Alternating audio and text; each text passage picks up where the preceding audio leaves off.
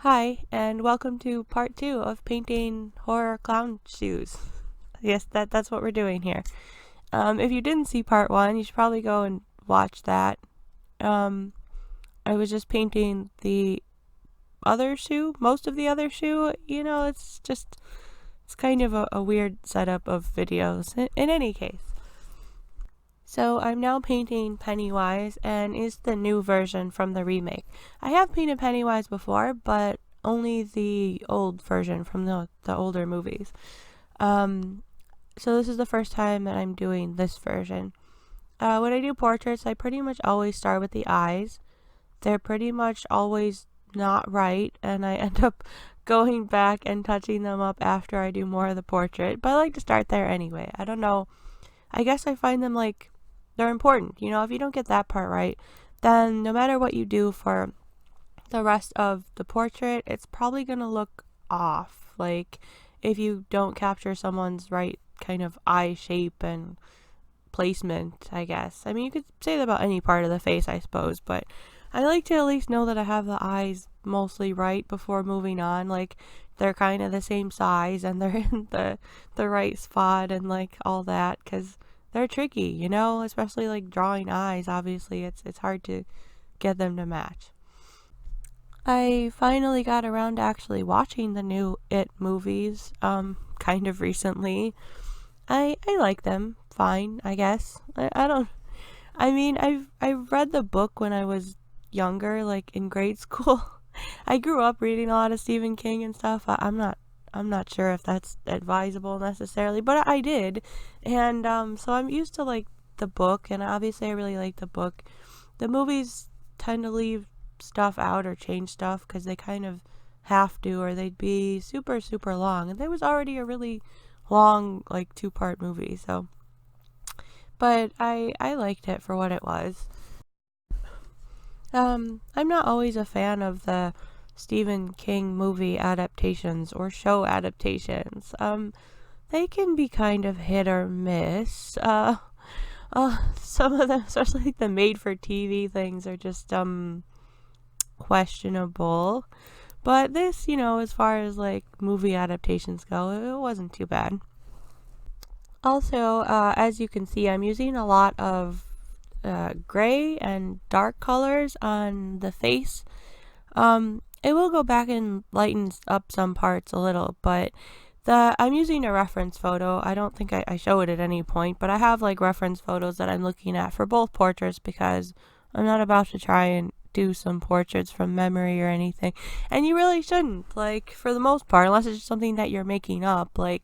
If you're trying to do a likeness of a particular person or character, you really kind of got to look at your reference photo, and the ones that I'm using are darker in general. He's not very well lit, so you just kind of want to copy what you see. Even if your brain is telling you that he is a white painted clown, you don't want to just go in with the white and just start painting it all white. You kind of need to just copy what you're looking at. Obviously you can change it and make artistic license, but if you want it to look somewhat realistic, you kind of got to pick a few photos that you like and then kind of stick with what's going on there. So even if it means you're having to use all sorts of gray and dark stuff in the face when it's white, that's just how it's going to look. He's going to look darker and creepier that way. There are other references where he is much lighter, but for what I was going for, it's important to just kind of copy what you actually see instead of what your brain is telling you should be there. He's not just a solid white guy. And with that, it obviously means all the colors are going to be darker. So here where he's red, where his nose and his face paint are red, you have to add some black or some darker colors to that also, to just tone it down some, or that'll also look weird if the rest of him is in shadow and then he has bright red. That's not how red would look in a shadow. So you just have to kind of think about those things while you're working on stuff like this. I plan to make some actual tutorials at some point for painting and maybe a few other things I do, but I didn't really set out to make a tutorial of this because I'm not sure how many people really want murderous clown painted shoes. I don't know if that's a high demand tutorial thing. Maybe I'm wrong, but I don't I don't know if that's hugely popular. Um, I still don't know what kind of like reaction I'm going to get when I wear these shoes out. And I also considered wearing them with the Krusty the Clown dress I was talking about that I made. And I was talking about how I made it in part 1 of this video. I haven't put out that video yet, but I'm going to soon.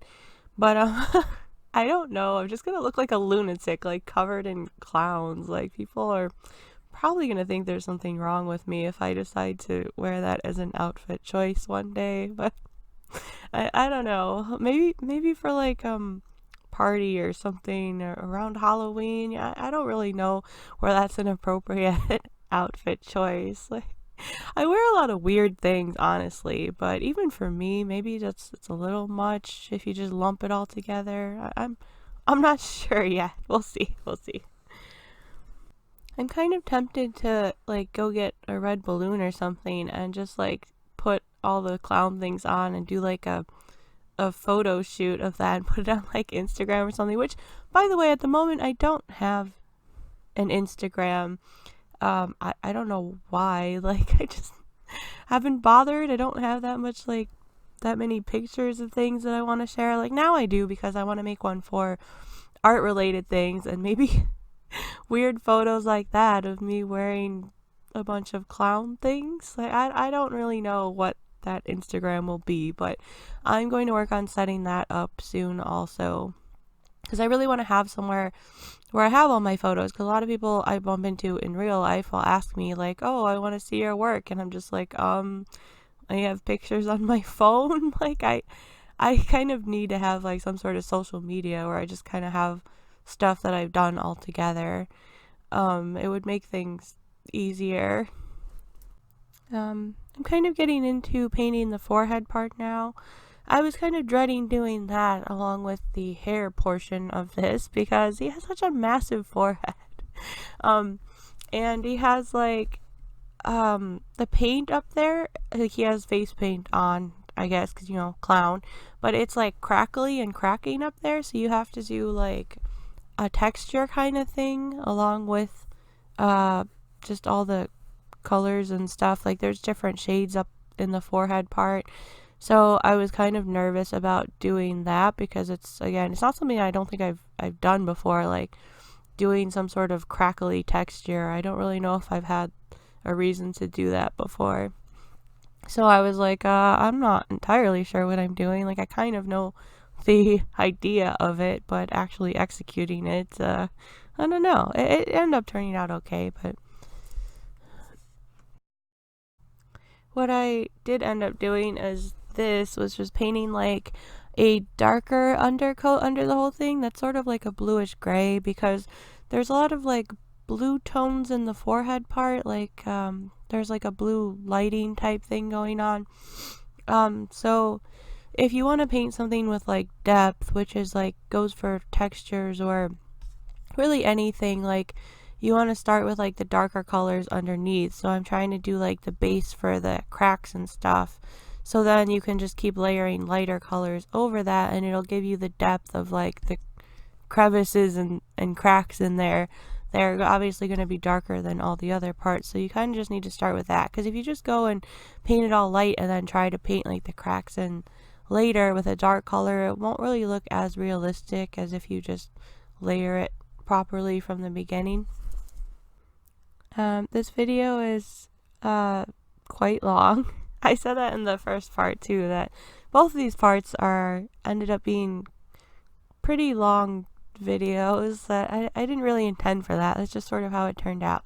But now I have to fill this time up with something, which is a lot of me just like rambling and stuff. Like, you don't really know how difficult it is to sit in a room and essentially talk to yourself for like half an hour until you go to do it. And you're like, what am I even doing? Like right now, I'm recording when no one is home because like that's just extra awkward. I've tried to record a video before when people were home, but let me tell you, it's even more awkward when you're sitting in a room talking to yourself in front of other people. I kind of had a difficult time with that, and so now I prefer to just wait until no one's around and I can sit here and talk to myself all I want, I guess. It's still weird. It's still a weird feeling, but I'm hoping I'll get used to it and get more comfortable with it eventually if I keep making videos. Um, Maybe I'll find some sort of decent music I can include some of the time, but don't have real high hopes for that.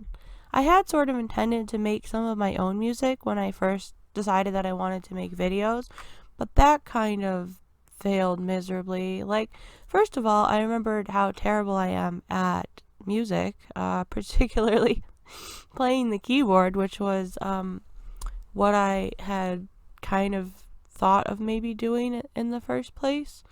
I haven't played in forever, and I remembered how not good I am.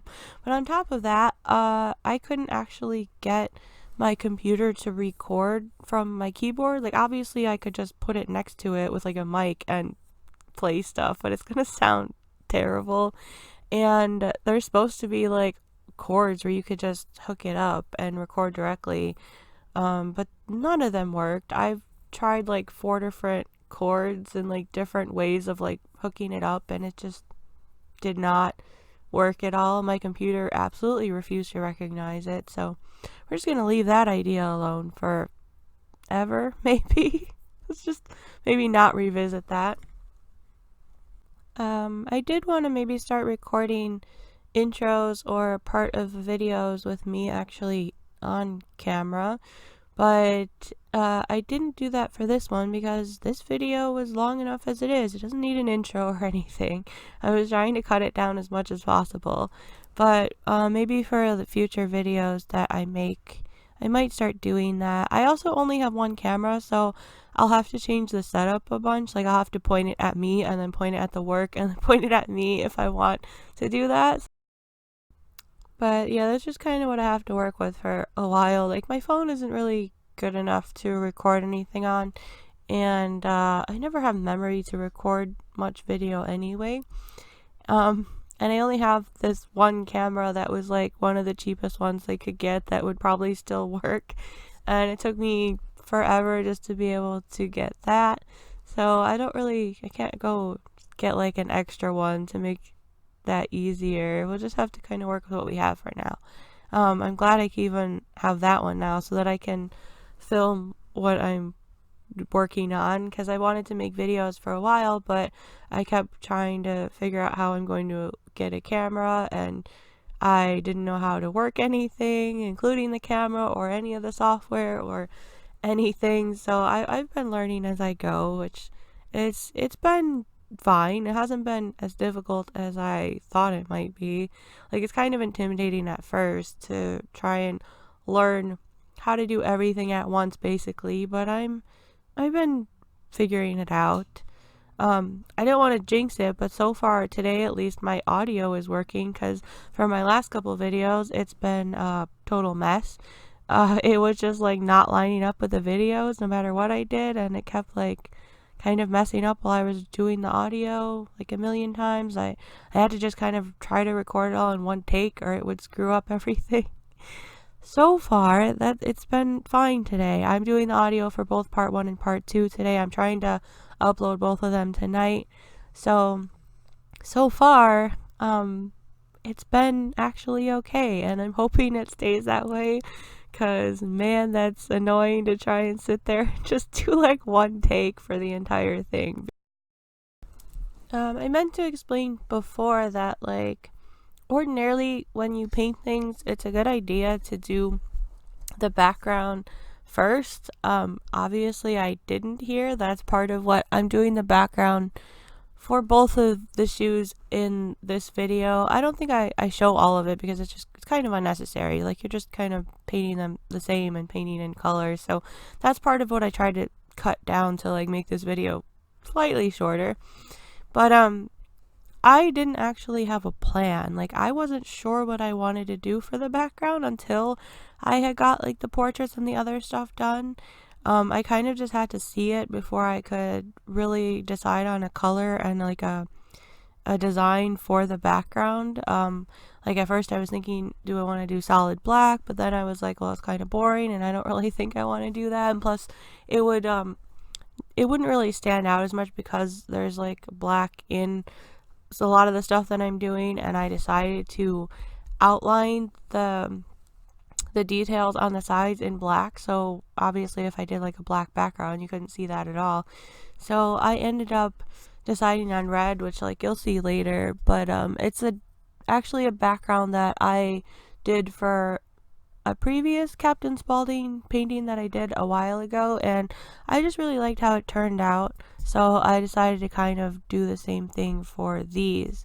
So like in this part, I'm going on to doing the hair, but like you really don't want to do that before the background, because then you're sitting there trying to paint background in between like individual strands of hair and stuff, and if you don't like leave some kind of like extra strands of hair sticking out and stuff, then it's really not going to look realistic. If you just kind of paint like a straight line around the outline of the hair and don't leave little hairs and stuff in there, then it's going to look, you know, a little bit less realistic in the end. So what I'm doing here is I'm putting like the underpainting, I'm putting the colors of like some of the background for like the darker parts of the hair, and then I'm going over and painting some individual kind of hairs and areas in with these other colors.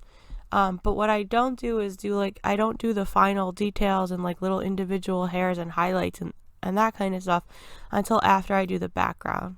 So I'm gonna like paint some of this and then go do the background and then come back to it to finish up the hair, so that you can still get those details in and stuff without just like covering them up with the background.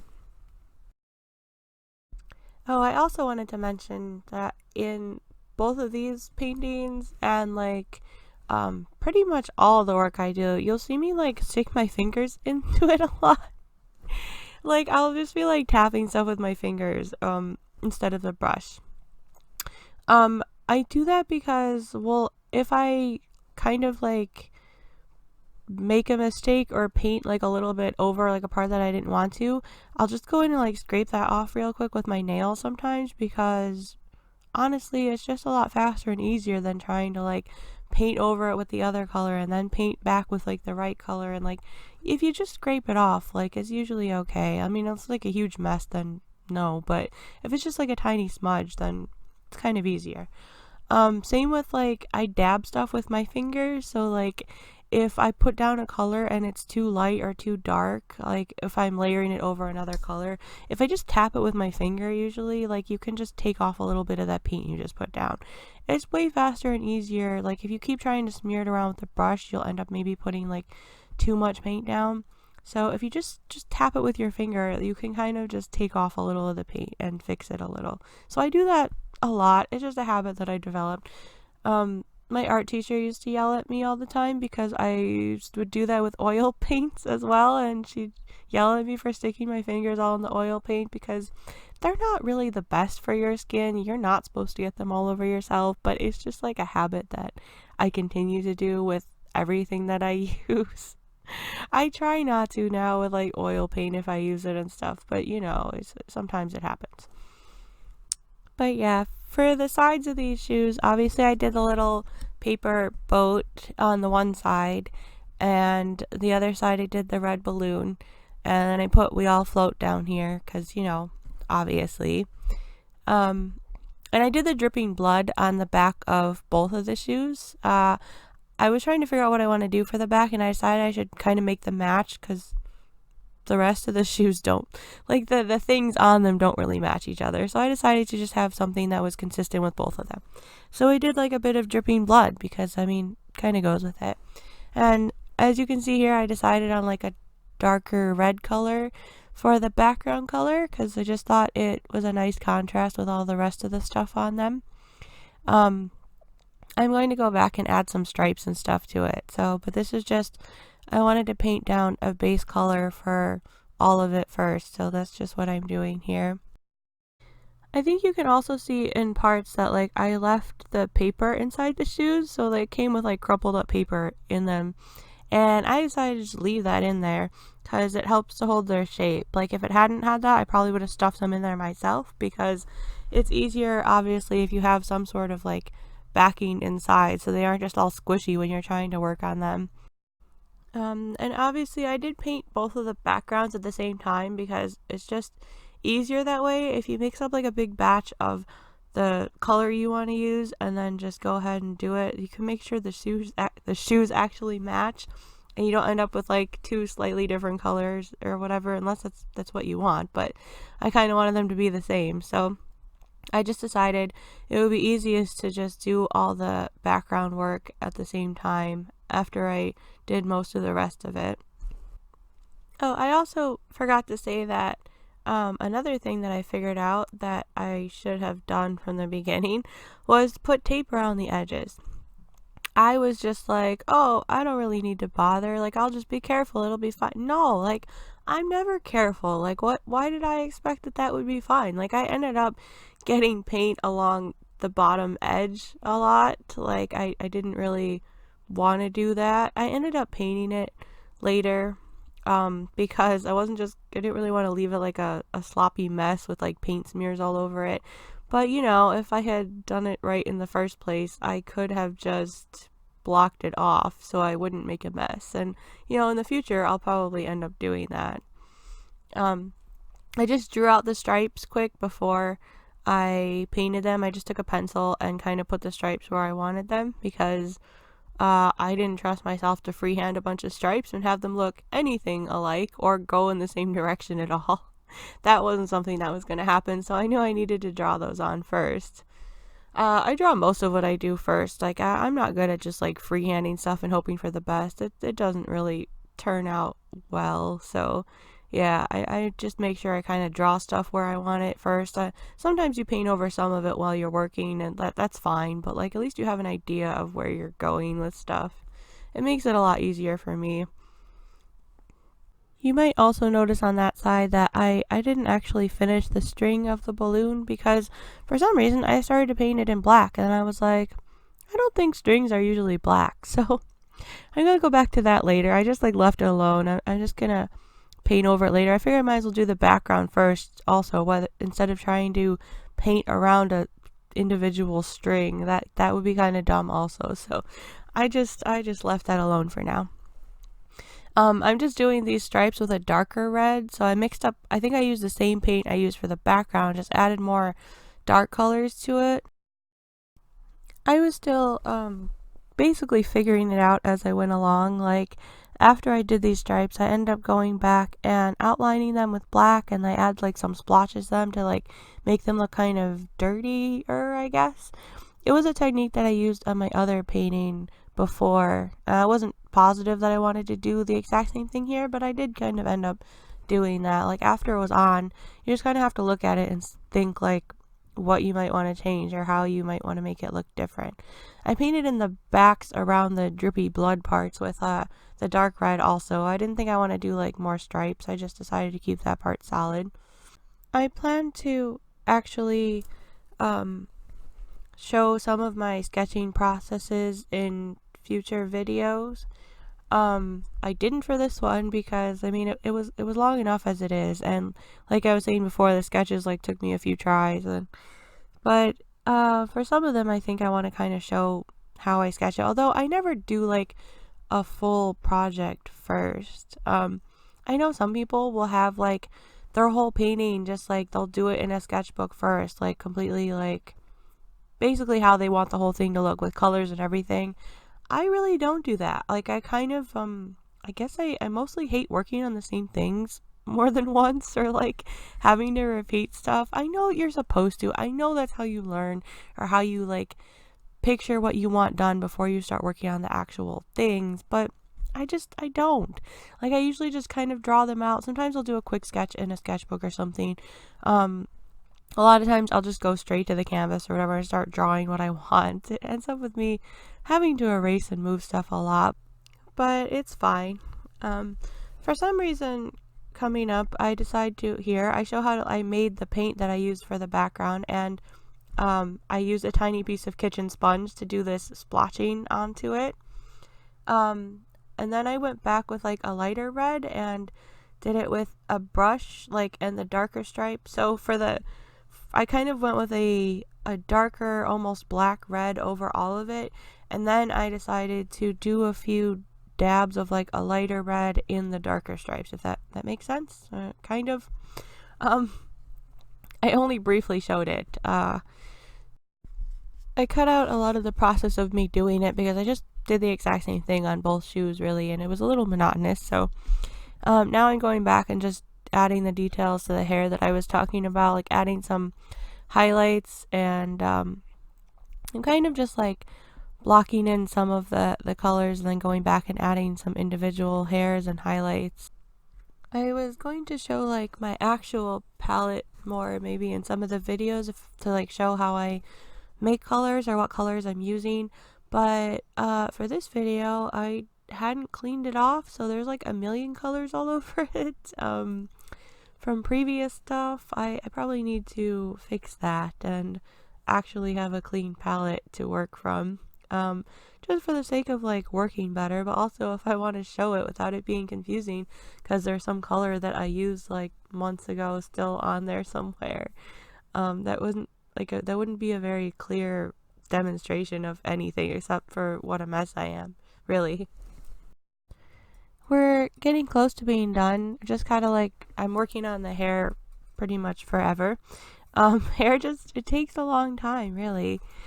But fortunately, we're sort of almost done, which, you know, people are about to be home probably like any minute, so I'm running out of recording time anyways.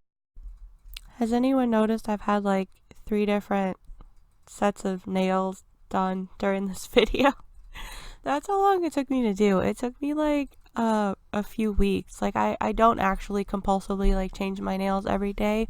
It's just that I kept like stopping in between working on it for a couple days or more and then going back to it. So yeah, if you've noticed that, that's why.